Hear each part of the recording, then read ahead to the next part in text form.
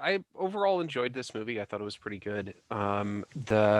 There's some pretty, in my opinion, glaring flaws in it that would make it difficult for me to recommend to anybody who's not like a significant horror fan.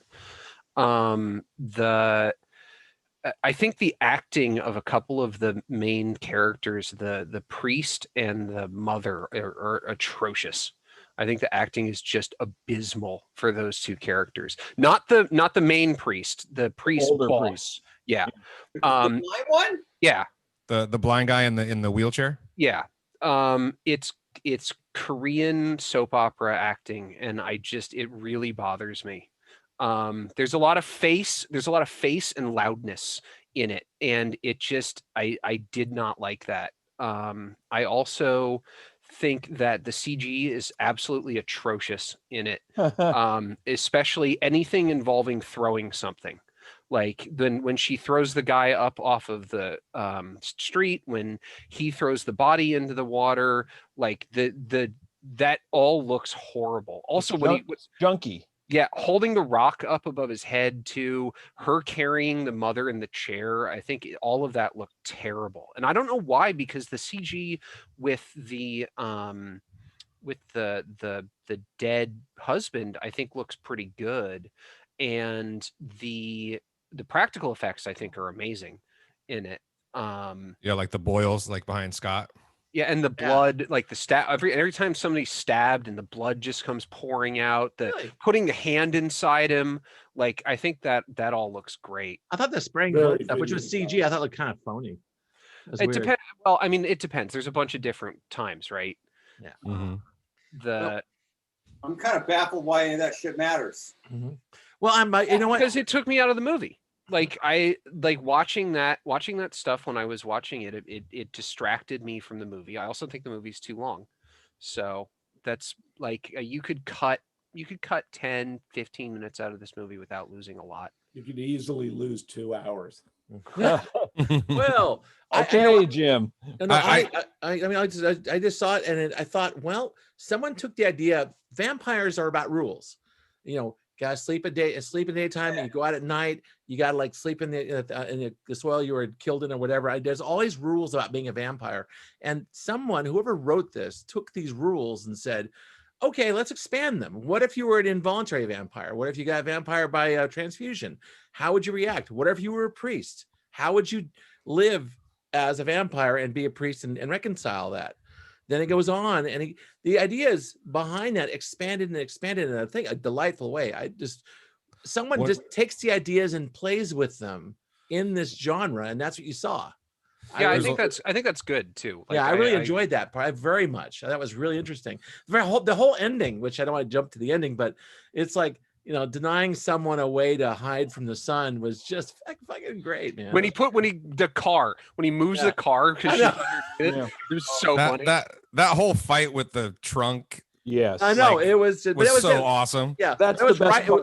Yeah, but that was right in canon. That was like, no, didn't break rules. It was not like a fast zombie kind of story, you know, where they just. It kind of was though, because okay, you didn't get turned into a vampire by being bitten by a vampire. There was no historical history of vampires up to this point. As far as we know, there are no such thing as vampires. It's not like they're inducted into the vampire club or anything. It's just like some weird plague, and the vaccine turns you into a vampire. You becoming a vampire by getting the blood of a vampire instead of being bit by a vampire is Vampire the Masquerade.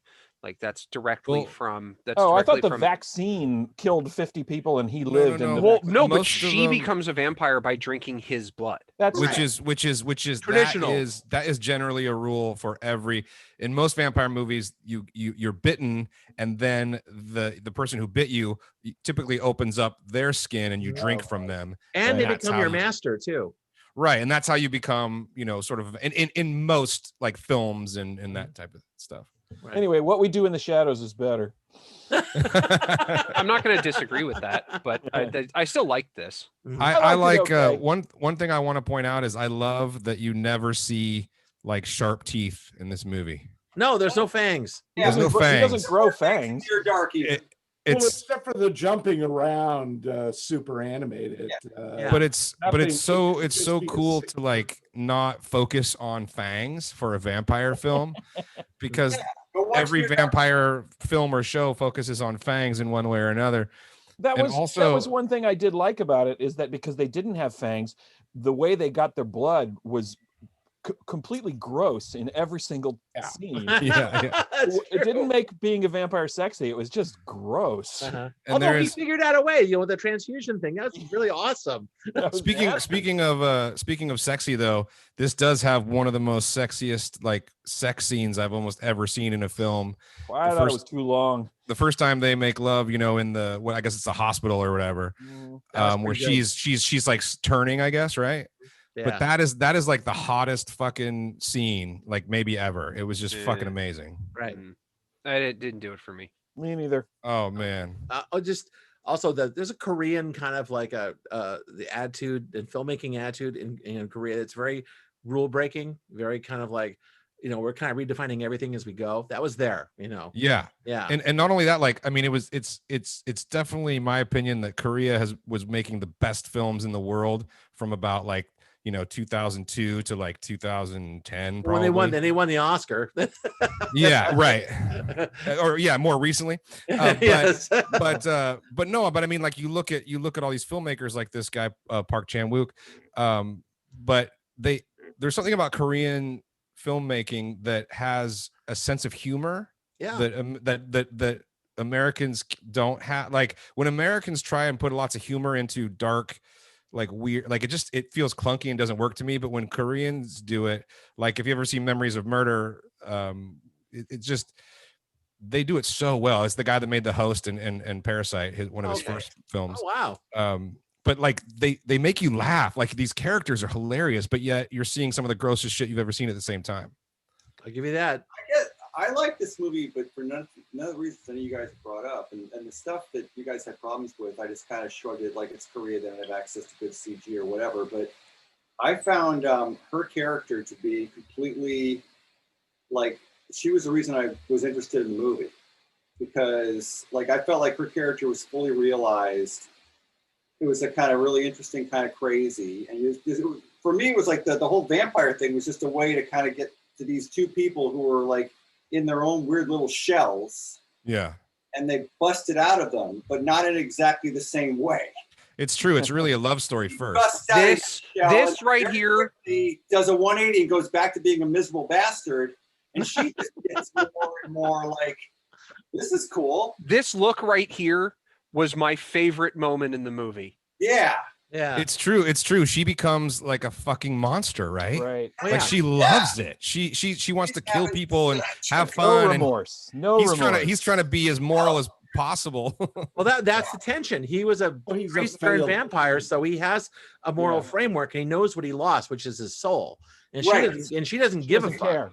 Yeah. Doesn't and care. Her soul was destroyed over time by her mother. Right. Yeah. That's Yeah. probably Well, that part whole of it. family. That's That whole definitely part of it. family. Yeah. Yeah. God, That fucking. Well, I kind of liked that. I kind of liked that, like the vampire piece. And yeah, I mean, like, I remember I described this to somebody this morning. Like, I think I didn't see it. Like, I get the sense that this is sort of like Twilight, but for adults. I Yeah, was well, calling yeah. this. I was Yeah. calling this Korean Twilight when I Yeah, was. minus the Yeah. story vampire bullshit and the. No, nobody gets sparkly, and no one can walk around in the no, daytime. I was like you. No, but But I it's thought just- of that too. I remembered this film because it was such a different take on the vampire, film canon than I'd ever seen. Yeah. And it got funny, and at times it got really funny, and at times it got really, really dark, and then was also funny to me. Like the catatonic mom with the eye. God, that was something.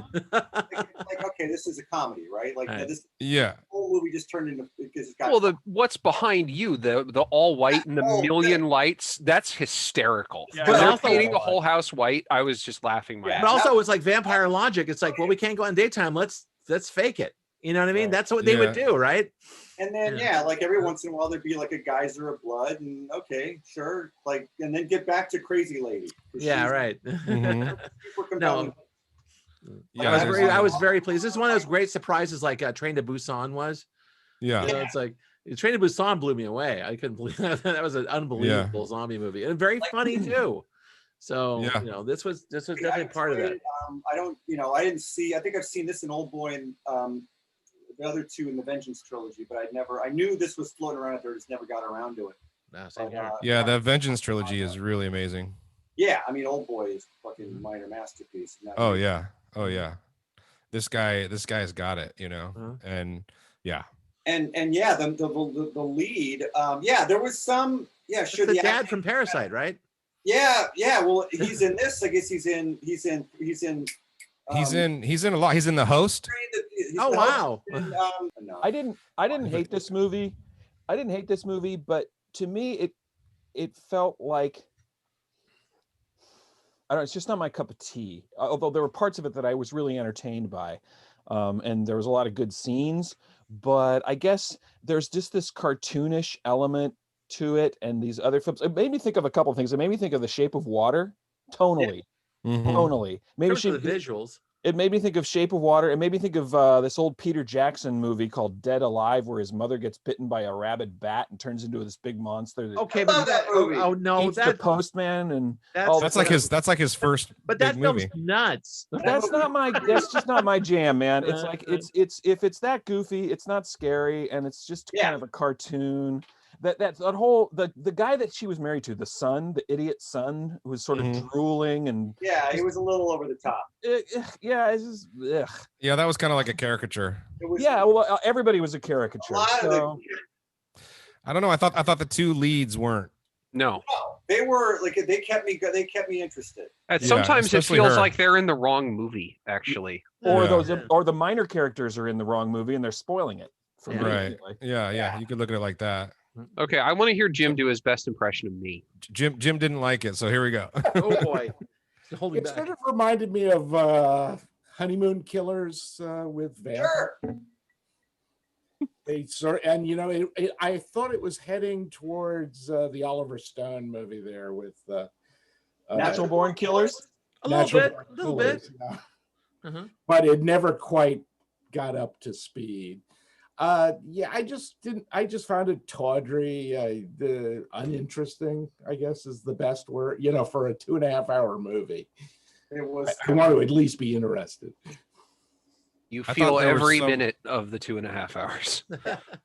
There's some like even if there were so many sort of visual and like sort of the audio and the visual certain moments felt very poetic, like when she would run instead of sleep and he picks her up and puts his shoes on her. You know, there's just certain things that I felt, wow, this is really pretty and it's hitting me in an emotional place, you know? If I could have done a screenshot, it would have been that shot of him lifting her up and putting her in his shoes, because I thought that was gorgeous. Yeah, it was. I wish it was in a better movie because it was such a great moment. And then the Right, shoes, right. and then the shoes come back at the end. No, I watched Yeah. this. I watched this film with headphones on because I respect my people in my family, you know. And I'm telling you, the sound design was astounding because it's all just slurping sounds the entire movie. Just the entire time. It was really amazing. And Really? yeah, it was just you get into the sound design. It was like really disgusting sounding. It really No, was. you make a good point because I watched Force Majeure with headphones on, you know, last week. And I particularly picked up on the sound design too. Obviously not a requirement, but something to think about going forward is, you know, sometimes watching some of these pics with headphones on, you really will it immerses you more so, and you know, like Force Majeure's sound design is impeccable. It's really good. It's like you're in the edit bay though. We had the headphones on, you're like kind of watching. Yeah, you just get, you know, anyway. Yeah, it's a good idea. And the photography was, I thought, beyond reproach. I thought it was beautifully done. Yeah. But that's like a Korean tradition in terms of like it's just Oh yeah. just chef's They kiss know what they're everywhere. doing. Oh Shot my you God. had a second. And I like the color temperature of this film, all the blues and, you know, dark like greens and yellows, and I don't know, the color temperature was really nice. All right, let's go around. Let's go. I think we go around, see what people thought of it. I give it a thumbs up. Thumbs up. Man, I really Give it enjoyed a it. thumb sideways. I enjoyed a lot of it.